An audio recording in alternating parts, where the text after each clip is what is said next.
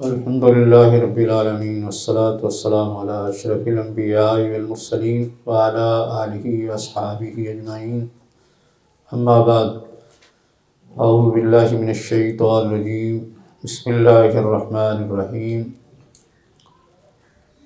وَكَتَبْنَا عَلَيْهِمْ أَنَّ النَّفْسَ بِالنَّفْسِ وَالْعَيْنَ بِالْعَيْنِ وَالْأَنْفَ بِالْأَنْفِ وَالسِّنَّ بِالسِّنِّ وَالْجُرُوحَ قِصَاص۔ آج ہم جس موضوع پر گفتگو کریں گے وہ ہے ہم سے پہلے لوگوں کی شریعتوں کے احکام، کیا وہ ہمارے لیے بھی ہیں یا کہ نہیں، اور ان احکام کا مقاصد شریعت سے کیا تعلق ہے۔ ہماری شریعت جو کہ سب سے کامل اور مستقل ہے، جس میں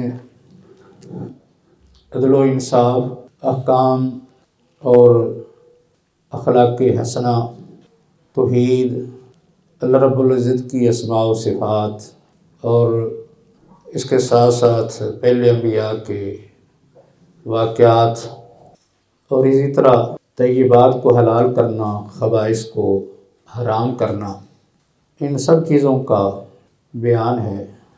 جبکہ تورات کے اندر اس طرح کامل طریقے سے یا جامع طریقے سے یہ چیزیں بیان نہیں ہوئی جس طرح کہ قرآن نے بیان کر دی ہیں۔ خاص کر تورات کے اندر بعض طیبات کو حرام قرار دیا گیا ہے، یعنی اس طرح جامع اور کامل انداز میں بیان نہیں ہوئی جس طرح کہ قرآن نے بیان کی ہیں۔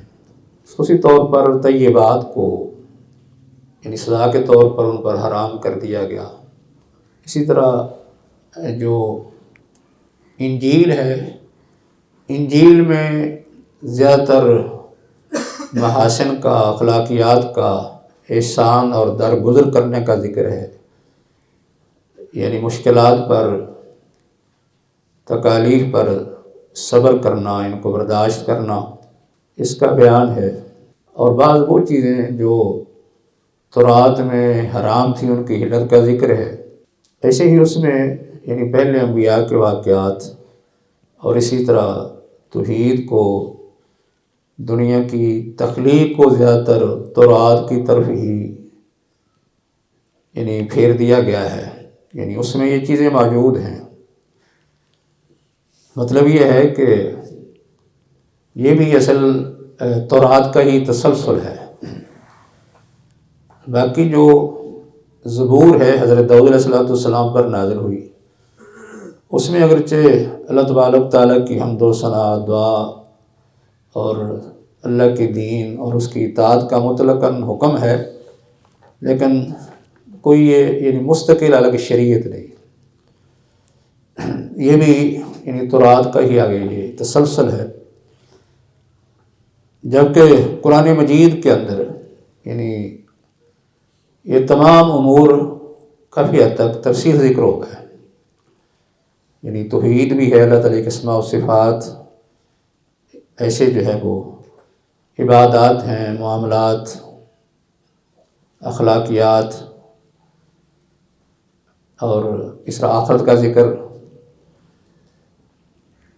جنت اور دوزخ کے تذکرے، اور اس کے علاوہ جو ہے وہ پہلے انبیاء کے، پہلی امتوں کے جو ہے واقعات بھی اس میں سمو دیے گئے ہیں۔ مطلب یہ ہے کہ پہلی کتابوں کا ایک یہ جامع صورت میں نظام ہمارے سامنے آ گیا ہے، یعنی وہ سارے احکام ہی موجود ہیں بلکہ ان پر اضافہ بھی۔ اس لیے ہم اس دین کو یعنی کامل، مستقل اور جامع دین کہتے ہیں کہ جس میں کوئی کمی نہیں ہے۔ پہلے کسی کتاب کے اندر کسی چیز کا بیان نہیں تھا، یا اس میں کسی ایسی چیز جو ہمارے لیے حلال تھی اس کا حرمت کا ذکر تھا، تو یہ یعنی قرآن مجید میں آ گئی ہے، ہماری شریعت کے اندر اس کی خوب تفصیل اور وضاحت آ گئی ہے۔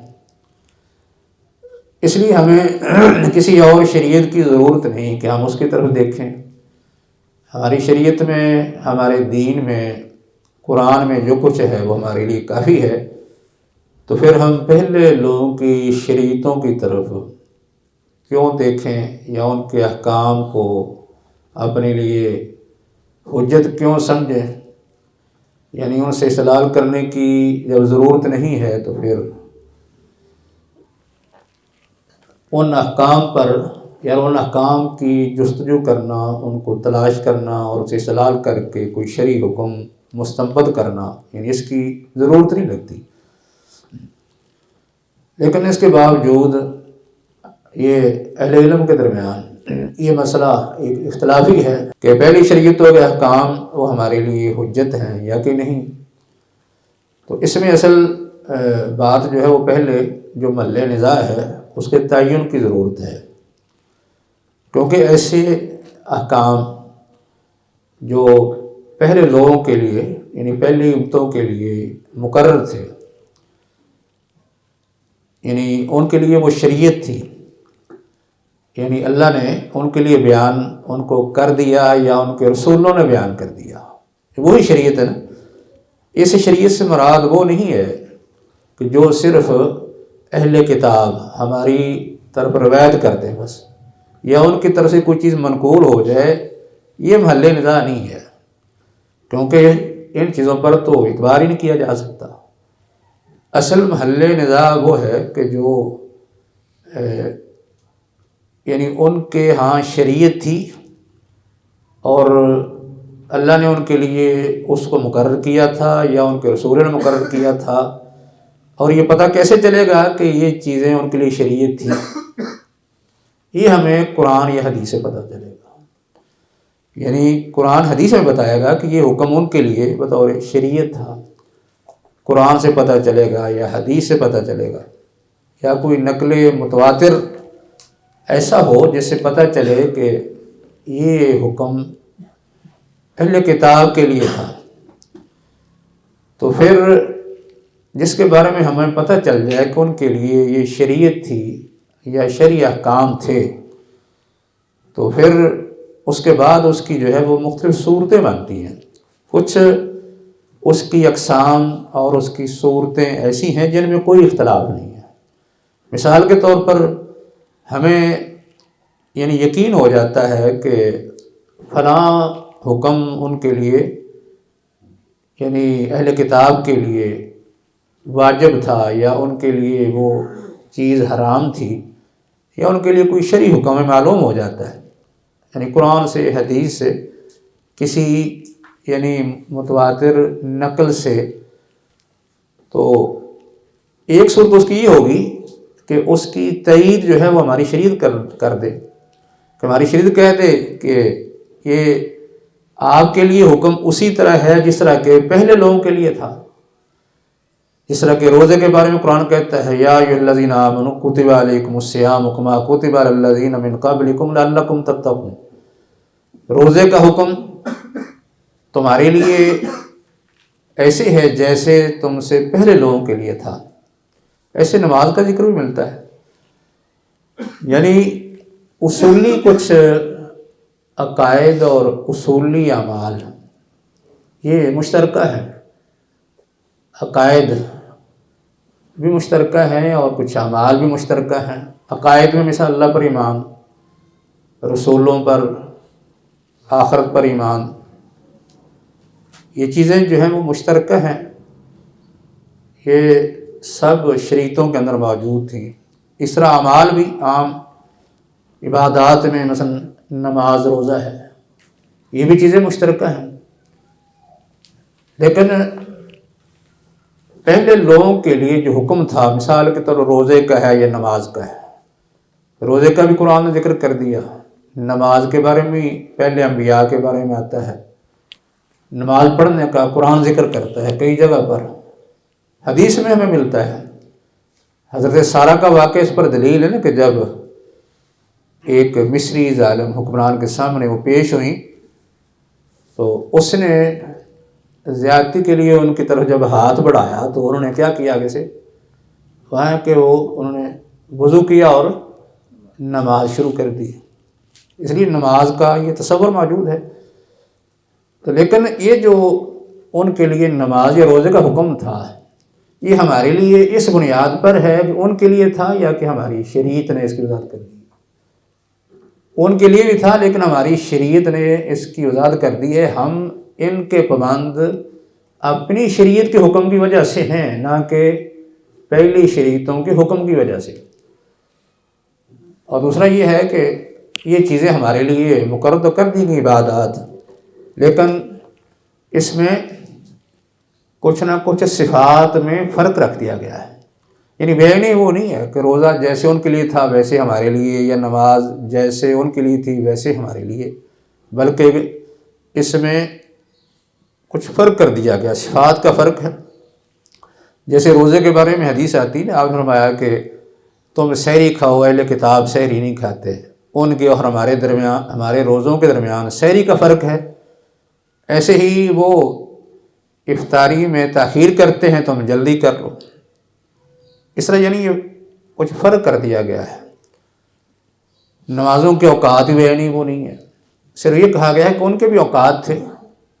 ہمارے لیے اللہ نے نمازوں کے اوقات مقرر کیے ہیں، لیکن بیانی ہی ان اوقات کا تعین ان کے اوقات کی طرح نہیں ہے۔ اس طرح کچھ فرق کے ساتھ، یعنی اس کی تفصیل جو ہے وہ الگ حدیث میں موجود ہے کہ نبی صلی اللہ علیہ وسلم نے عبادات کے اندر کس طرح اہل کتاب سے ہمیں کچھ فرق کرنے کا حکم دیا ہے تاکہ ہمارا یہ امتیاز باقی رہے۔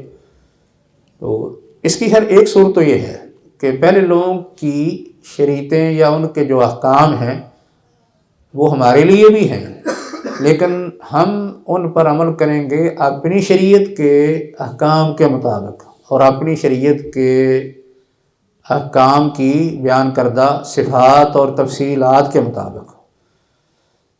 اور دوسری قسم ایسے احکام کی ہے جو پہلے لوگوں کے لیے تھے لیکن ہمارے لیے نہیں ہے۔ ہماری شریعت نے وضاحت کر دی ہے کہ یہ ان کے لیے تھے، آپ کے لیے نہیں ہے۔ یعنی مطلب یہ ہے کہ قرآن میں یا حدیث میں ان کا ذکر کر دیا اور ساتھ ہی تردید آ گئی، یہ ان کے لیے ہیں، ہمارے لیے نہیں ہے۔ یہ تو یہ ہمارے لیے کوئی حجت نہیں، بالاتفاق اس میں کوئی اختلاف نہیں ہے۔ قرآن میں بیان ہو گیا یا حدیث میں بیان ہو گیا اور ساتھ ہی اس کا رد آ گیا تو ہمارے لیے حجت نہیں ہے۔ قرآن نے ذکر کیا ہے جیسا کہ وَعَلَى هَادُوا حَرَّمْنَا عَلَيْهِمْ كُلَّ ذِي ظُفُرٍ وَمِنَ الْبَقَرِ وَالْغَنَمِ حَرَّمْنَا شُحُومَهُمَا عَلَيْهِمْ۔ تو یہ حرمت قرآن ذکر کر رہا ہے، یہ اہل کتاب کے لیے تھی۔ تو جب قرآن نے ہمیں یہ بیان کر دیا ہے کہ یہ حکم ان کے لیے تھا، ہمارے لیے نہیں ہے، اس لیے یہ بھی ہمارے لیے کوئی حجت نہیں ہے۔ حدیث میں نبی اکرم صلی اللہ علیہ وسلم نے بھی اس انداز سے یعنی کچھ بیان کر دیا، ایک بات بیان فرمائی اور کہا کہ یہ ان کے لیے تھی، ہمارے لیے نہیں۔ جیسا کہ یہ حدیث مشہور ہے، عام طور پر سیرت کے حوالے اس کو بیان کیا جاتا ہے، اور فرمایا کہ اللہ رب العزت نے مجھے 5 یا 6 وہ خصوصیات دی ہیں جو پہلے کسی اور نبی کو نہیں ملی۔ اس کا مطلب یہ ہے کہ یہ نبی صلی اللہ علیہ وسلم نے وضاحت کر دی نا، یہ احکام ان کے لیے تھے، ہمارے لیے نہیں ہے۔ مثلا مال غنیمت ان کے لیے حرام تھا، ہمارے لیے حرام نہیں ہے۔ ان کے لیے وضو کرنا ضروری تھا، یعنی پانی کا استعمال ہمارے لیے ضروری نہیں ہے۔ ان کے لیے عبادت کے وقت اپنی عبادت گاہ میں جانا یہ ضروری تھا، ہمارے لیے ضروری نہیں ہے۔ یہ فرق کر دیا ہے۔ یہ دوسری قسم، اس میں کوئی اختلاف نہیں، ہمارے لیے حجت نہیں ہے۔ اور تیسری قسم وہ رہ جاتی ہے کہ جس میں قرآن یا حدیث پہلی شریعتوں کے احکام بیان کرے لیکن ان کے بارے میں کوئی رد نہ ہو۔ کوئی رد نہ ہو تو کیا ہمارے لیے حجت ہوں گے؟ ہم ان سے استدلال کر سکتے ہیں، کسی مسئلہ میں کوئی استنباط کر سکتے ہیں ان سے یا کہ نہیں؟ یہ محل نزاع ہے۔ قرآن حدیث ذکر کر دے لیکن کوئی انکار نہیں، انکار یا رد ذکر نہیں کیا۔ اس کی مثال یہ دی جاتی ہے جو آیت میں نے ابھی پڑھی ہے کہ قرآن نے کہا وَكَتَبْنَا عَلَيْهِمْ أَنَّ النَّفْسَ بِالنَّفْسِ وَالْعَيْنَ بِالْعَيْنِ وَالْأَنْفَ بِالْأَنْفِ وَالسِّنَّ بِالسِّنِّ وَالْجُرُوحَ قِصَاص۔ اللہ نے کہا کہ اہل کتاب پر ہم نے ضروری قرار دیا تھا۔ تو یہ ہماری شریعت میں ہے، ہماری شریعت میں اس کا ذکر آ گیا، لیکن یہاں یہ کوئی رد نہیں ہے، نہ تائید ہے نہ کوئی رد ہے۔ اس انداز سے اگر ذکر آ جائے تو پھر اس کے بارے میں بھی اہل علم کی دو رائے ہیں۔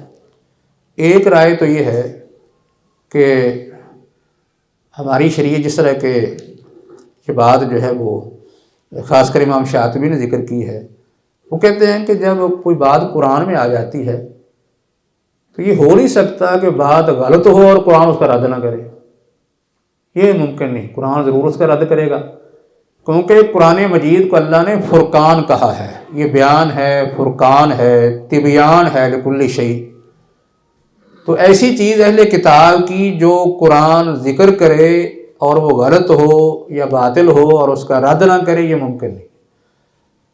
اس کا مفہوم کیا نکلتا ہے کہ اگر قرآن نے رد نہیں کیا تو اس کا مطلب یہ ہے کہ وہ صحیح ہے، اس کو لیا جا سکتا ہے۔ یہ امام شاطبی نے رائے ذکر کی ہے۔ ایسے ہی امام شوکانی نے بھی اس رائے کو ترجیح دی ہے۔ وہ کہتے ہیں کہ اگر کوئی پہلی شریعتوں کا حکم ہماری شریعت میں بیان ہو جاتا ہے اور اس کی کوئی تردید یا تائید میں ذکر نہیں ملتا تو وہ ہمارے لیے بھی شریعت ہوگا۔ امام بخاری نے اس کی بہت سی مثالیں دی ہیں۔ امام بخاری ایک مسئلہ مستنبط کرتے ہیں لیکن نیچے اس کے واقعہ جو ہے وہ کوئی بنی اسرائیل کا ہوتا ہے، یا آپ نے شاید یہ غور کیا ہوگا، کئی جگہوں پر ایسا ہوتا ہے کہ پہلی امتوں کا کوئی واقعہ بیان کرتے ہیں اور اس سے باقاعدہ ایک مسئلہ مستنبط کر لیتے ہیں، جیسا کہ مثال کے طور پر سمندر میں تجارت کرنا۔ کتاب البیوع کے اندر انہوں نے یہ ذکر کیا نا، سمندر میں تجارت کرنا۔ سمندر میں تجارت کرنے کے بارے میں انہوں نے ایک آدمی کا واقعہ بیان کیا ہے، جس آدمی نے، تفصیل حدیث اور لمبی ہے، اس میں یہ ہے کہ اس آدمی نے کسی سے قرض لیا تھا 1000 دینار، اس کے بعد وہ سمندر میں یعنی کشتی یا جہاز پر بیٹھا اور اپنے کام کے لیے نکل گیا، تو پھر بعد میں وہ واپس آیا اور اس میں وہ تفصیل ہے واقعہ کی کہ اس کو تاخیر ہو گئی واپسی پر، جو ہے اس کو کشتی نہ مل سکی، تو اس نے 1000 دینار جو لکڑی میں اس طرح سوراخ کر کے ڈال کے اوپر بند کر دیا اور لکڑی کو اس طرح پھینک دیا سمندر میں۔ تو بہرحال یہ واقعہ لمبا ہے۔ اس سے امام بخاری نے استدلال کیا کیا اصل، یعنی اور بھی ہے استدلال ہے۔ ایک استدلال یہ ہے کہ سمندر میں تجارت کے لیے سفر کرنا یہ نہیں ہے۔ اسی طرح امام بخاری نے ایک اور بھی بلکہ کئی جگہ پر ذکر کیا ہے، ان مثالوں میں سے ایک مثال یہ ہے کہ باب من انذر موسرا، یہ باب ہے اس شخص کے بارے میں جس نے کسی یعنی خوشحال کو بھی مہلت دے دی۔ ایک آدمی خوشحال ہے، قرض آسانی سے ادا کر سکتا ہے، اس کو مہلت دینا۔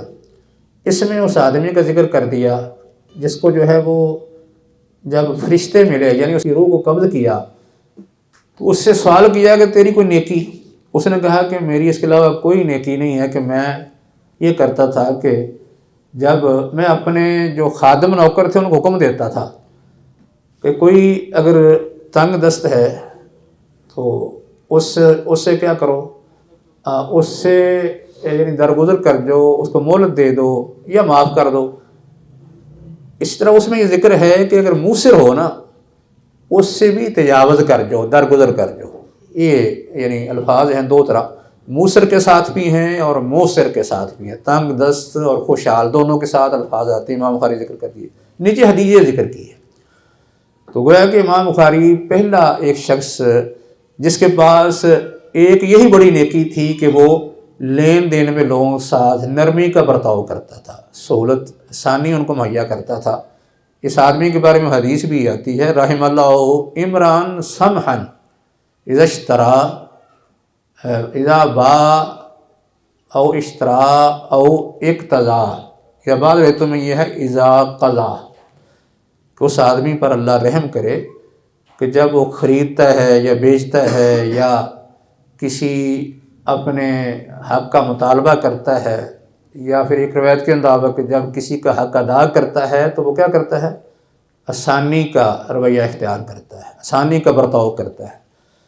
تو یہ اگرچہ دعائیہ کلمہ ہے، بعض نے کہا ہے کہ نہیں یہ خبریہ ہے، یعنی ماضی میں جو شخص سے گزرا تھا نا، جس کا یہ برتاؤ اور سلوک تھا لوگوں کے ساتھ لین دین میں، تو اس کا بیان ہے۔ تو امام بخاری پر اس سے استدلال کر رہے ہیں۔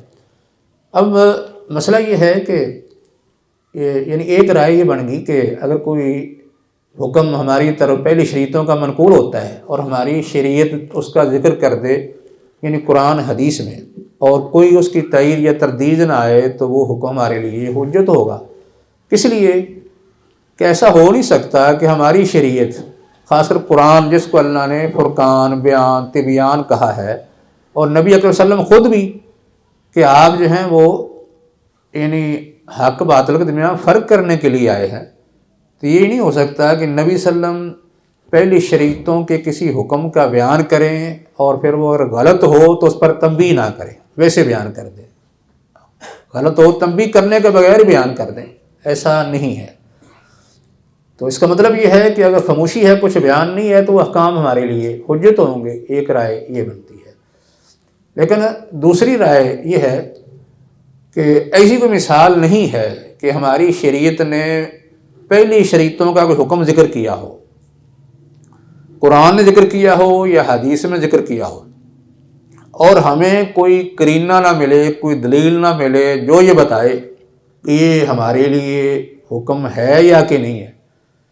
یعنی اس میں کوئی نہ کوئی دلیل مل جائے گی، یا تو اسی کے سیاق و سباق میں مل جائے گی یا کسی اور مقام پر مل جائے گی۔ ہمیں دلیل یا قرینہ ضرور ملے گا جو بتائے گا کہ یہ حکم، یا تو یہ بتائے گا یہ حکم ان کے لیے خاص تھا، تو جب یہ حکم ان کے لیے خاص ہو گیا تو ہمارے لیے پھر یہ حجت نہیں ہے۔ تو یا اس میں یہ ذکر ہوگا کہ یہ ان کے لیے خاص نہیں ہے، تو پھر کیا ہوا؟ یہ عام ہے۔ جب عام ہوا تو وہ ان لوگوں کے لیے بھی اور ہمارے لیے بھی عام، لیکن اس کے لیے بھی کوئی نہ کوئی قرینہ اور کوئی دلیل ضرور مل جائے گی جو بتائے گی کہ یہ ہمارے لیے بھی عام ہے۔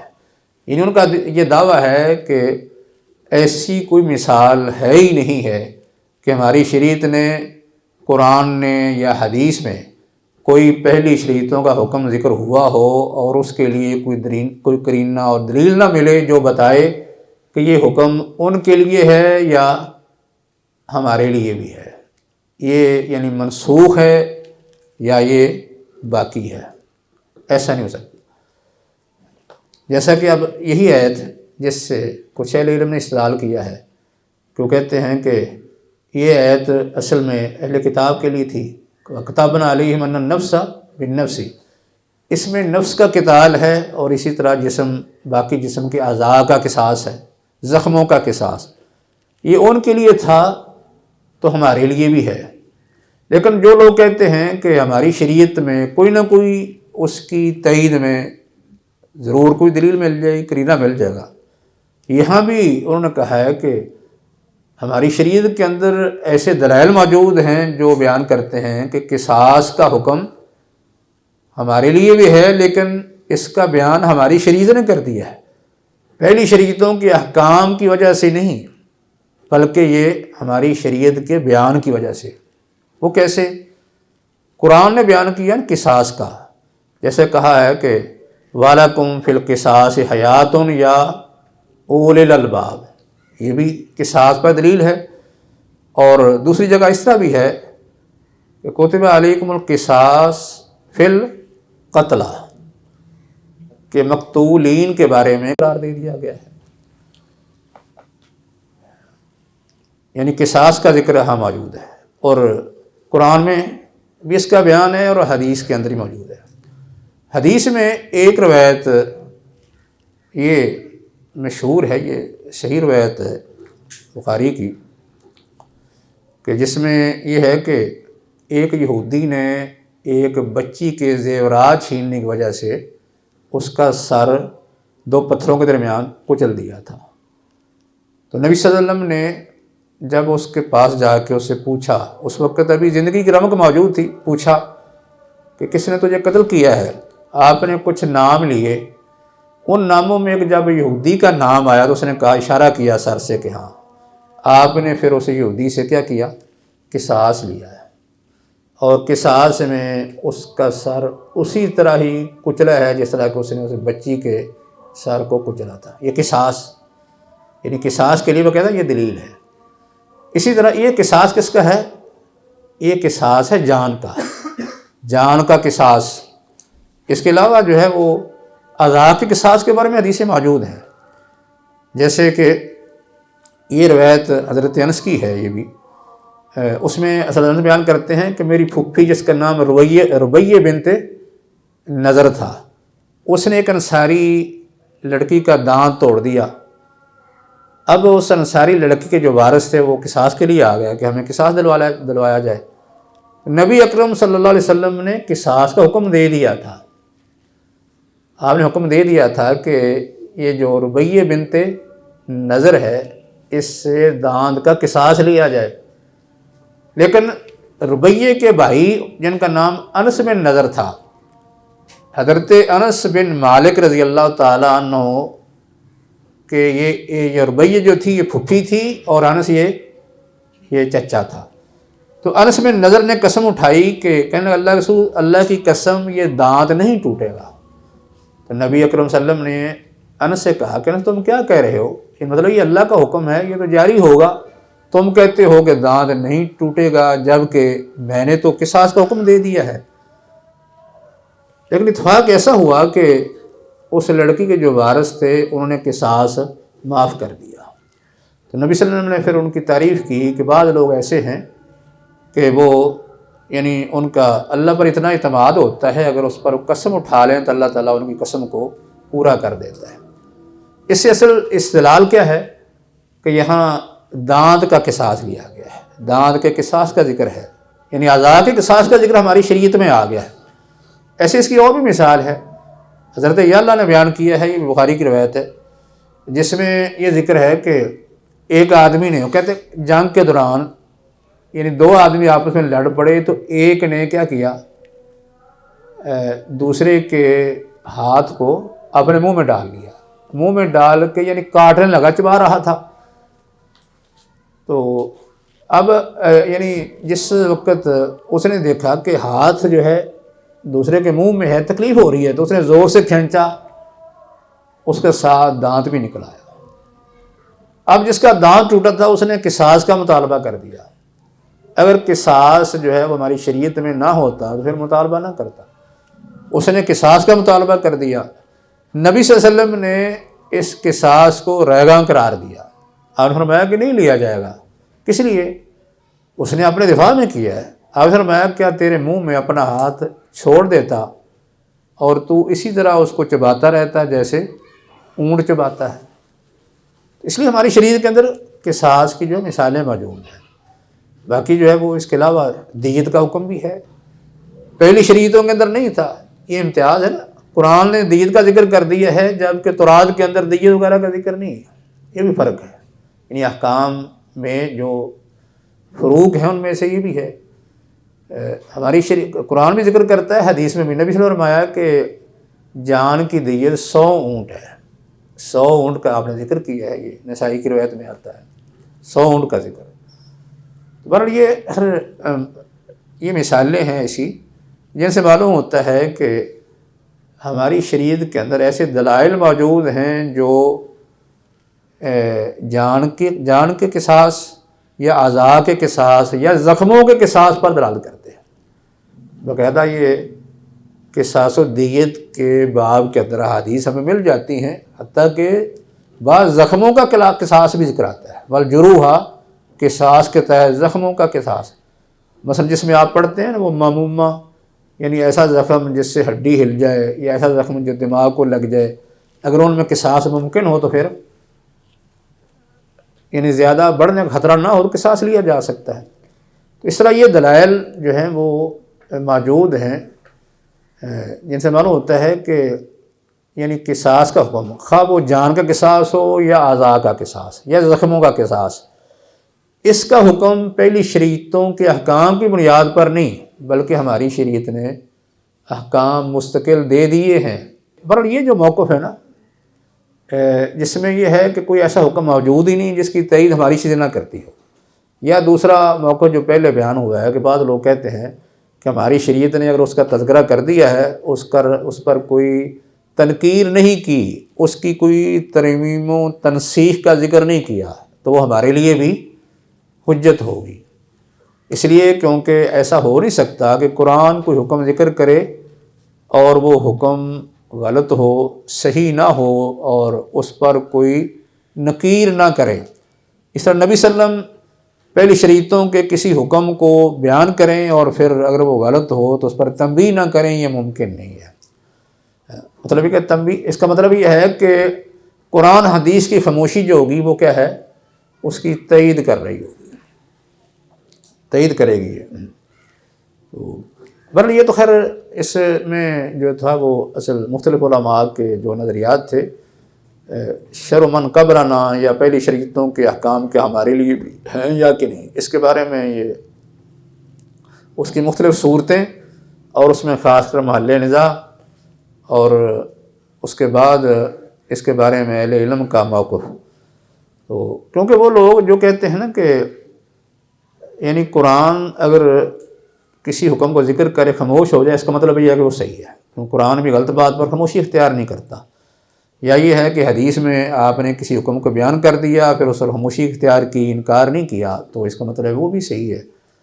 تو دوسرے کہتے ہیں کہ نہیں، اس کی تائید کہیں نہ کہیں سے ضرور ہمیں مل جاتی ہے کہ ہماری شریعت کہیں نہ کہیں کوئی ایسی دلیل دے دیتی ہے یا کوئی ایسا قرینہ مل جاتا ہے جو اس پر دلالت کرتا ہے کہ یہ حکم ہمارے لیے بھی ہے، ہمارے لیے بھی شریعت ہے۔ یہ اس کی جو ہے وہ اب کچھ مثالیں میں دے دی ہیں تاکہ اس کی وضاحت ہو جائے۔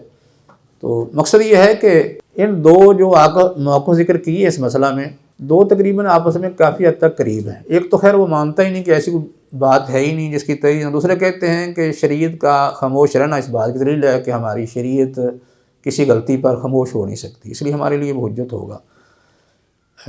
باقی کچھ اصل جو ہے وہ کیونکہ ہمارے لیے حجت قرآن و حدیث ہے، اجماع قیاس، یعنی جن کو ہم کہتے ہیں ہماری شریعت کے اصل جو مصادر ہیں وہی ہمارے لیے حجت ہے۔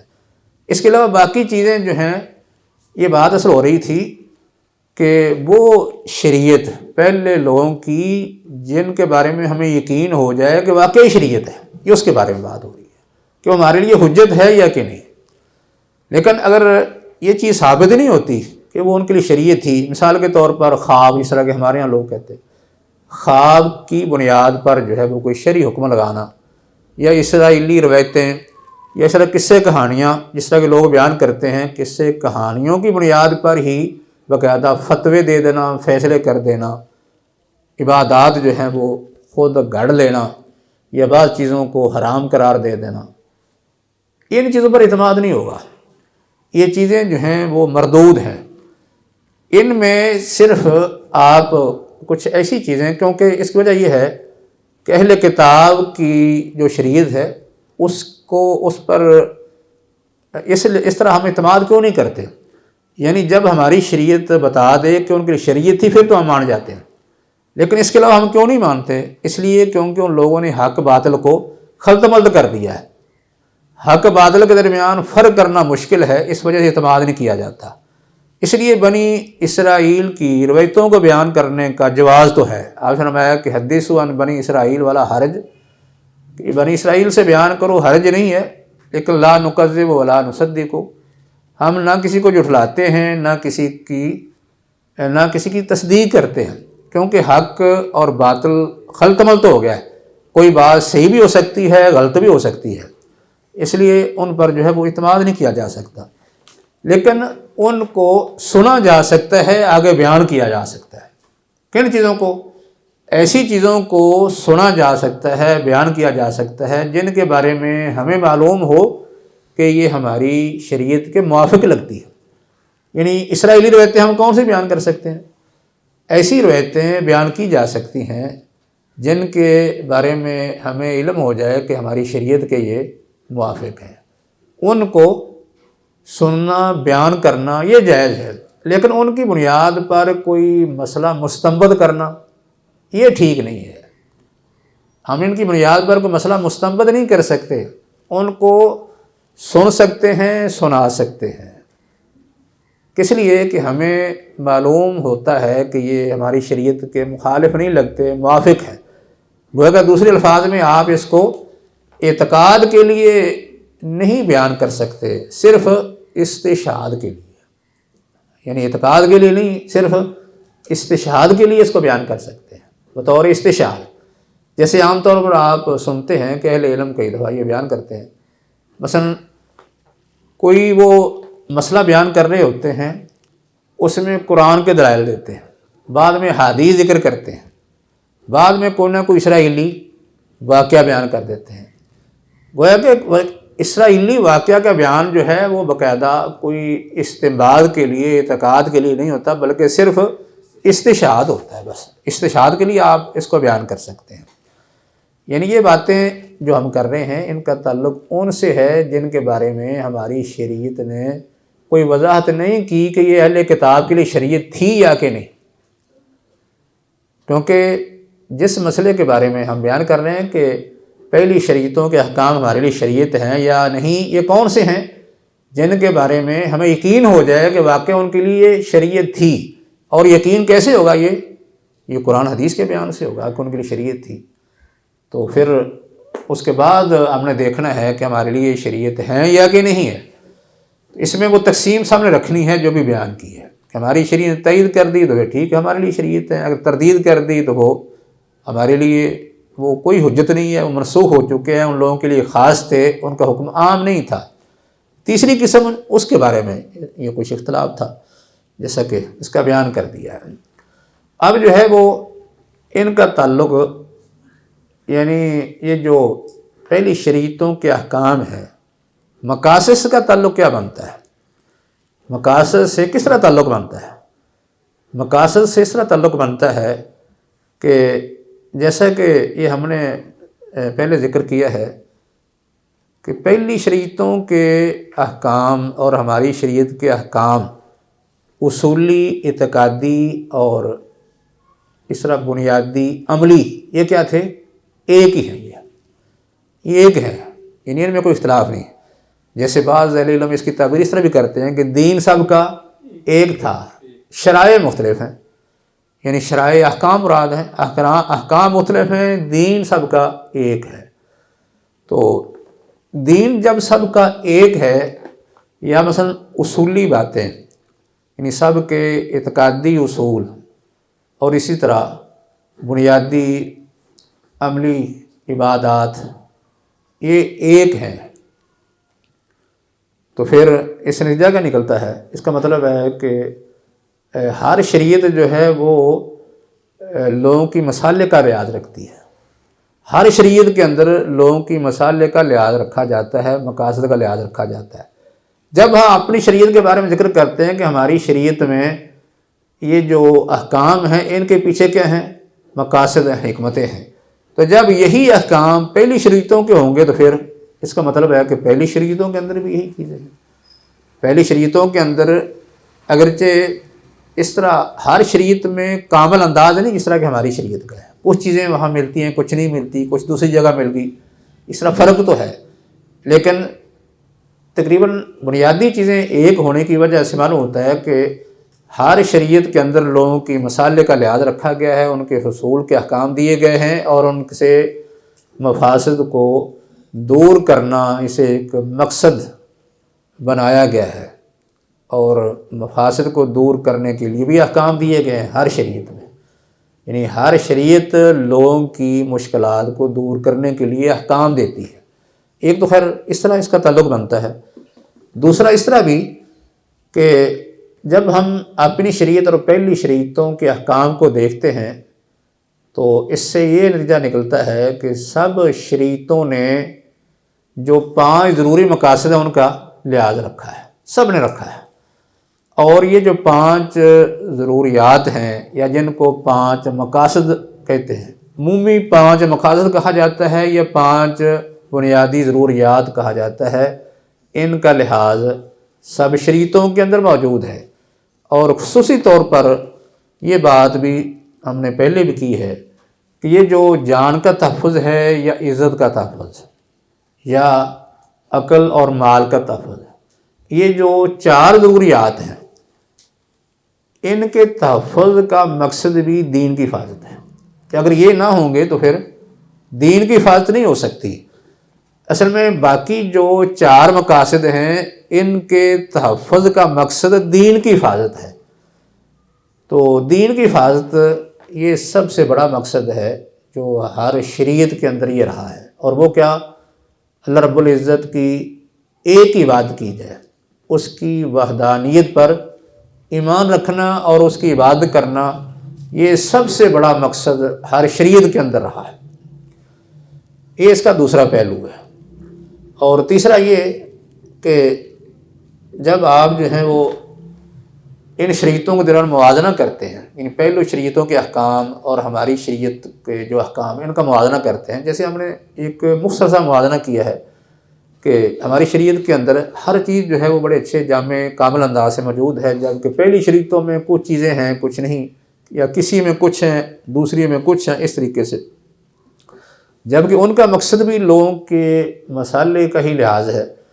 تو جب موازنہ کرتے ہیں تو ہمیں یہ بات ملتی ہے کہ جس طرح ہماری شریعت جو ہے وہ لوگوں کی مسالے کا لحاظ رکھتی ہے، باقی شریعتوں کو اس انداز سے نہیں ہے، کیونکہ جس قدر کسی شریعت کے اندر ہر پہلو پر احاطہ ہوگا اسی قدر ہی لوگوں کی مسالے جو ہیں وہ زیادہ پوری ہوں گی۔ یعنی موازنہ کرتے ہوئے کس نتیجے پہ پہنچتے ہیں کہ شریعتوں کا موازنہ کریں تو ہمیں معلوم ہوتا ہے کہ ہماری شریعت لوگوں کی مسالے کا جو ہے وہ زیادہ لحاظ رکھتی ہے، اور شریعت کے مقاصد میں سے یہی ہے لوگوں کے مسالے کا لحاظ رکھا جائے اور ان سے مفاسد کو دور کیا جائے۔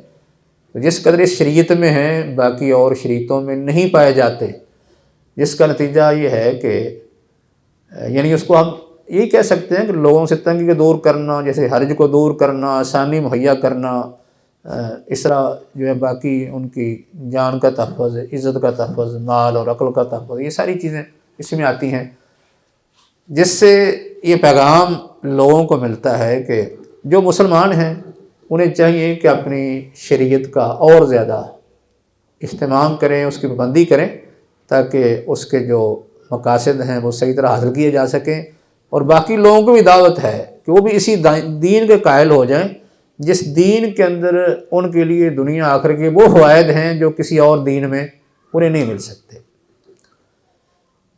اور ایسے ہی اس کی ایک یعنی مقاصد سے یہ صورت اس طرح بھی بنتی ہے یا اس کا تعلق بنتا ہے کہ کیونکہ شریعت کے مقاصد ہر دین کے اندر، ہر شریعت کے اندر موجود ہیں، ہماری شریعت کے اندر یہ زیادہ جامع صورت میں موجود ہیں۔ تو جب کوئی شخص کسی مسئلے میں کوئی حکم لگانا چاہتا ہے یا استدلال کرتا ہے، ایک طرف اس کا استدلال جو ہے وہ پہلی شریعتوں کسی حکم کے ساتھ ہوتا ہے، اور ایک طرف کسی کا استدلال ہماری شریعت کے کسی حکم کے ساتھ ہوتا ہے۔ کس کو ترجیح دینی چاہیے؟ ہماری شریعت کے حکم کو ترجیح دینی چاہیے، یعنی شریعت کے مقاصد یہ تقاضا کرتے ہیں، شریعت کے جب کہ ہماری شریعت کے اندر مقاصد کا زیادہ لحاظ رکھا گیا ہے، زیادہ یہ کامل ہے، جامع ہے، تو پھر اگر کوئی شخص کسی مسئلے میں استدلال کرتا ہے پہلی شریعتوں کے کسی حکم سے، اور دوسری طرف کسی کا استدلال ہوتا ہے ہماری شریعت کسی حکم سے، اس کو چاہیے کہ وہ ہماری شریعت کے حکم سے جو استدلال ہے اس کو ترجیح دے۔ اور اس میں یعنی مقاصد سے تعلق کا ایک پہلو یہ بھی بنتا ہے کہ پہلی شریعتوں کے احکام جو ہیں اگرچہ ان میں وہ احکام ہمارے لیے بھی ہیں، لیکن ہماری شریعت نے یعنی جیسے میں نے پہلے ذکر کیا نا کہ ان کے وہ عقائد، ان کے وہ احکام جن کے بارے میں ہمیں علم ہی نہیں ہے ان کے لیے تھے یا نہیں، ہمیں وہ کس طرح پہنچے ہیں؟ اسرائیلی روایتوں کے ذریعے سے، حکایات کے ذریعے سے، یا ان کے نقل کرنے کی وجہ سے صرف اہل کتاب نے نقل کر دیے، تو ایسی باتوں کا تعلق جو ہے وہ خواہ عقائد سے ہو یا عبادات سے ہو یا احکام سے ہو، ہمارے لیے کوئی حجت نہیں ہے۔ لیکن وہ چیزیں جو پہلی شریعتوں کے اندر یعنی موجود تھیں، مثلا ان کے عقائد ہیں یا ان کے اعمال ہیں، عبادات ہیں، موجود تھیں، ہماری شریعت کہتی ہے ان کے لیے بھی حکم تھا، آپ کے لیے بھی ہے، لیکن ہماری شریعت نے کیا کیا ہے، اس میں بھی ہمیں حکم دیا ہے کہ آپ یعنی عبادات میں ان کے ساتھ کچھ فرق رکھ لیں، مخالفت کر لیں، یعنی جس کو مخالفت کہتے ہیں ہم، کہ ان کی مخالفت میں کچھ نہ کچھ فرق اور امتیاز رکھنے کا حکم دیا گیا ہے۔ یہ جو ان کی مخالفت ہے، یعنی مشرکین کی، اہل کتاب کی مخالفت، دوسرے ادیان والے لوگوں کی جو مخالفت کا ہمیں حکم دیا گیا ہے، کیونکہ ان کی باتیں یا تو ایسے خود ساختہ ہیں، ہوائی ہیں، اپنی بنائی ہوئی ہیں، ان کو ہم رد کر دیں گے، یہ بھی ان کی مخالفت ہے۔ ان کے عقائد کو اختیار نہ کرنا، رد کر دینا، ان کی عبادات یا ان کے جو اپنے خود ساختہ فیصلے یا احکام ہم ان کو رد کر دیتے ہیں، یہ بھی ان کی مخالفت ہے۔ دوسرا یہ ہے کہ ایسے احکام جو ان کے لیے تھے ہمارے لیے بھی ہیں، لیکن ہمیں یہ حکم ہے کہ ہم ان کے ساتھ کچھ نہ کچھ امتیاز رکھیں، مخالفت کریں۔ تو یہ مخالفت کس لیے ہے؟ اس مخالفت کا مقصد جو ہے وہ ہمارے دین کا اظہار اور اس کا غلبہ ہے، ہمارے دین کا اظہار، اس کا غلبہ ہے، یہ مقصد ہے۔ کیوں ہم مخالفت کرتے ہیں؟ تاکہ ہم اپنے دین کو ظاہر کر سکیں لوگوں کے سامنے اور دوسروں پر غالب کر سکیں، کیونکہ اگر ہم دوسرے ادیان والے لوگوں کے کام کریں گے تو پھر اپنے دین کا کوئی امتیاز نہیں رہے گا، ہم اپنے دین کو کیسے غالب کر سکتے ہیں؟ جب ہم اپنے دین کے جو احکام عقائد ہیں ان کو نمایاں کریں، ان پر عمل بھی کریں، لوگوں کو بیان بھی کریں، تو ان کو نمایاں کر کے، اور خاص کر جو پہلے لوگوں کی شریعتیں یا ان کے احکام ہیں ان کی مخالفت کر کے حقیقت میں ہم کیا کرتے ہیں؟ اپنے دین کا اظہار اور اس کا غلبہ ثابت کرتے ہیں۔ اور شریعت کے مقاصد میں سے بہت بڑا مقصد ہے کہ ہم اپنے دین کو لوگوں پر غالب کر دیں۔ اس لحاظ سے جو ہے وہ اس کا تعلق یعنی پہلی شریعتوں کے احکام کا تعلق وہ مقاصد سے بن جاتا ہے، یعنی یہ اس کی مختلف صورتیں ہیں۔ تو یہ اس بات کا جو ہے وہ یعنی اس میں جو چیزیں ہم نے ذکر کی اس کا خلاصہ یہ ہے کہ ایک تو مفہوم متعین کیا کہ پہلی شریعتوں کے احکام کا مفہوم کیا ہے، کہ وہ احکام جو ان کو ملے، یعنی اللہ نے ان کو بیان کر دی یا ان کے رسولوں نے بیان کر دی اور وہ لوگ ان کے پابند تھے، وہ احکام مراد ہیں۔ یہ مان لے اصل جو ہے وہ یعنی اس کا مفہوم بنتا ہے شرع من قبلنا کا، یا شریعتوں ہمارے ہم سے پہلے لوگوں کی شریعتوں کے احکام کا مطلب یہ ماننا، وہ احکام ہے، باقی اس میں نہیں آتے۔ جیسے میں نے وضاحت کر دی ہے کہ یہ خواب، حکایتیں، اسرائیلی روایتیں، یہ اس میں نہیں آتی یہ ساری، یا ان لوگوں نے جو ہماری طرف۔ دوسرا یہ تھا کہ اس میں اپنی شریعت کا جو ہے وہ کمال اور اس کا امتیاز بیان کیا ہے کہ ہماری شریعت جس کامل انداز سے، جامع انداز سے عقائد کو، احکام کو، عبادات کو، معاملات کو، اخلاقیات کو بیان کرتی ہے، باقی کسی شریعت کے اندر اس انداز سے نہیں ہوئے۔ تیسرا اس میں یہ بیان کیا ہے کہ اصل جس مسئلہ میں اختلاف ہے کہ پہلی شریعتوں کے احکام ہمارے لیے حجت ہیں یا کہ نہیں ہے، اس کا ہم نے تعین کر دیا ہے۔ وہ تعین جو ہے محل نزاع، اصل محل نزاع کا تعین کیا ہے۔ وہ کیا ہے؟ وہ یہ ہے کہ یہ نزاع اس وقت ہے کہ جب ہماری شریعت قرآن یا حدیث میں ان کا حکم ذکر ہو جائے اور ہماری شریعت اس کے بارے میں کوئی انکار نہ کرے، یعنی صراحتاً کوئی رد نہ ہو، نہ تائید ہو نہ رد ہو، یہ محل نزاع ہے۔ تو باقی اس کے بارے میں دو موقع بیان کر دی ہیں۔ بعض کہتے ہیں کہ ایسا ہو نہیں سکتا کہ پہلی شریعتوں کا کوئی حکم وہ باطل ہو، غلط ہو اور ہماری شریعت خاموشی اختیار کر دے، ایسا ممکن نہیں۔ اگر خاموشی اختیار کی ہے اس کا مطلب یہ ہے کہ وہ حق ہے، صحیح ہے۔ یا دوسرا موقع یہ تھا کہ کوئی نہ کوئی اس کا قرینہ یا دلیل مل جائے گی جو یہ بتائے گی کہ ہمارے لیے حجت ہے یا کہ نہیں ہے، اس لیے بات ختم ہو جائے گی۔ باقی آخر میں جو ہے وہ شرع من قبلنا یہ ہم سے پہلے لوگوں کی شریعتوں کے جو حکام ہیں ان کا مقاصد سے کیا تعلق بنتا ہے، اس کا بیان کر دیا ہے۔ وما علینا الا البلاغ۔ زندگی شعور سے، الحکمہ انٹرنیشنل۔